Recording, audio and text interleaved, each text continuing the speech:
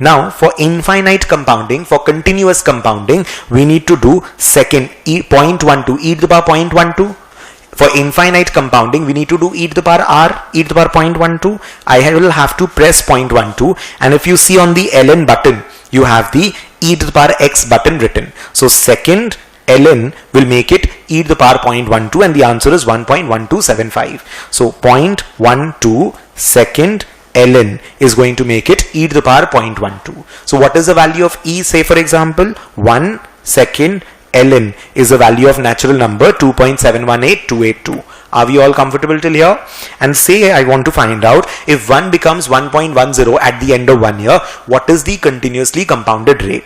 So 1.10 ln will give me the continuous rates. We have done the proof of these kind of things in our sessions. So 0.095310, if you are continuously compounding at this rate, your value 1 becomes 1.10 at the end of the year. Now say second ln, the answer is 1.10. So log base e is what ln stands for. ln stands for log base e. Are we all comfortable till here, everybody? Now let me do two new functions for you. There is a CF button, NPV button, and the IRR button over here, if everybody could notice over here. So we have the CF, the NPV, and the IRR buttons over here. I can press on the CF button and it opens the cash flow part. CF stands for cash flow. CF0 is the cash outflow, is a cash flow at time 0. If you are getting a cash flow at time 0, you can enter 100 as the cash flow. If you are paying 100, you can enter 100 as the cash flow. Over here, if I press, say for example 100, I have to press enter in order to store the value. If suppose by mistake I entered this value, you can press a minus sign, you see the equal to disappeared. You have to press enter in order to store the value. In case you do not have a cash flow at time 1, let the CF0 be equal to 0. If suppose you do not have cash flow at time 0, leave the CF0 to be 0 and scroll down. When you scroll down, you get C01. The first cash flow is, let's say 100, enter. If you want to do a calculation, let's say 100 plus 5 minus 8 into 2 divide plus 6, etc., and then press enter. C01 is still on the screen, so you can do all the calculations you feel like and then press the button enter. You could do that. Everybody comfortable? You can scroll down, frequency 01. So if the first cash flow, say for example time 0, the cash flow is 0, time 1 the cash flow is 200, let's say at time 2, 3, 4 the cash flow is 200, you can press 2, 3, 4, so the cash flow is occurring 3 times, you're getting the same cash flow, you enter this one. So if you notice on the timeline, time 0 cash flow is 0, time 1 cash flow is 200, time 2 and time 3 also the cash flow is 200. So when I enter the next C02, it is not C02 because time 1, 2, 3, 200 has been entered. So C02 is technically time 4's cash flow on your timeline. So when I enter, let's say 20, enter. And let's say it happened once. Then again 50 is my cash flow 3, enter. Happened once. Now suppose there is a 0 cash flow at time 4 at this time period. Basically it's not time 4. If I were to draw the graph for you, just a second.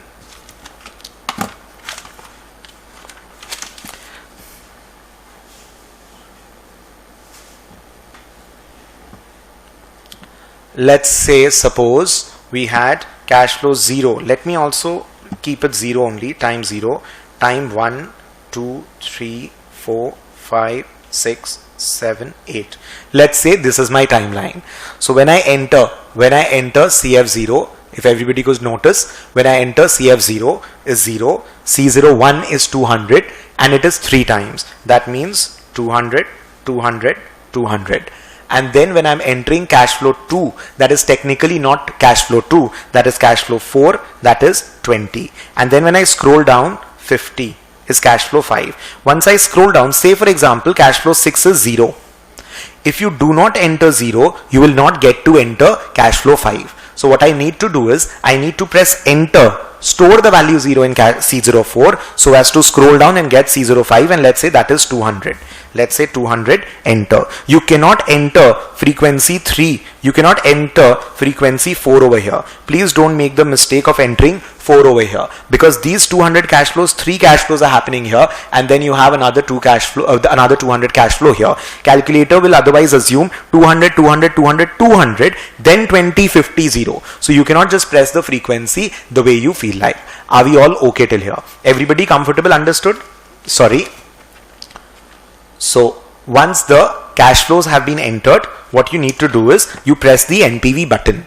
When you press the NPV button, it is going to ask you for the rate of interest at which you want to discount the cash flows. I press, let's say 15, enter. You don't need to enter the interest as a percentage sign. You can enter 15 as 15 itself. You enter 15, scroll down, and you can just press compute and your NPV gets computed. You scroll down, you can press FV, compute, and your NFV, net future value, gets computed. So net present value, net future value. It's possible that net future value is not available on the non-professional version. It doesn't matter. You can just simply have the NPV into 1.15 to the power 6, 7, whatever it was. You could just do that and get the answer done.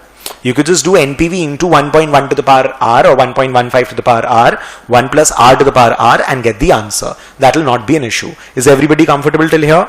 And I can further scroll down and calculate the payback period, which is not available. So I need to enter a cash flow. Let's say 500 was the beginning cash flow, enter. And then when I go to the NPV button, I get the payback period. Because in order to calculate payback period, IRR, etc., you need to have a cash outflow. Otherwise, you cannot compute payback. Then I go again back to the NPV button, keep scrolling down, payback period compute, discounted payback period compute, and payback period, discounted payback period, in case you don't understand, it's a part of corporate finance that will be taken care of. So in the time in which you're recovering your investment is payback period. The time in which you're recovering the present value of your cash flows is your discounted payback period.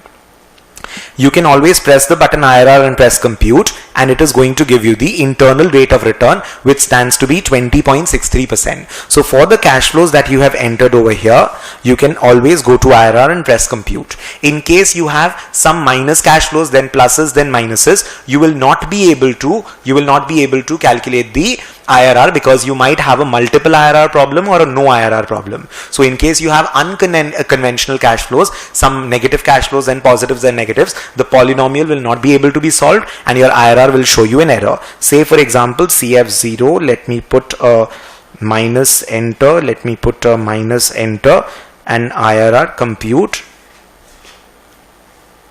Multiple IRR, so it's giving me one of the options. It was possible over here. Let me go and put this one as minus sign, enter, and then go to IRR compute. Should show an error, minus 28%. So maybe I have to plan my cash flows better. Minuses, pluses, minuses, pluses. It shows an error. It shows an error in that case. Anyways, so IRR and NPV button is okay. If you want to remove these values, second CEC to remove all the cash flows. So CF0 is a cash flow at time 0. C01 is a cash flow at time 1. Frequency of cash flow at time 1. In case the frequency is extra, C02 is not cash flow 2. It is after the cash flow 1s and all the frequencies have been taken care of. Also, if you want to see C02 on the screen, you have to first enter C01. If there is no cash flow at time 1, please enter the 0 value so that you can have a C02 option on the screen available. Say a cash flow is starting after 5 years. So C01 is 0 and this is 5 times, and then what I do is the C02 technically becomes the 6th cash flow. So there could be multiple ways of doing the question, using the power button or using the NIYYPV PVMT FT function or using the CF function. Are we all comfortable till here?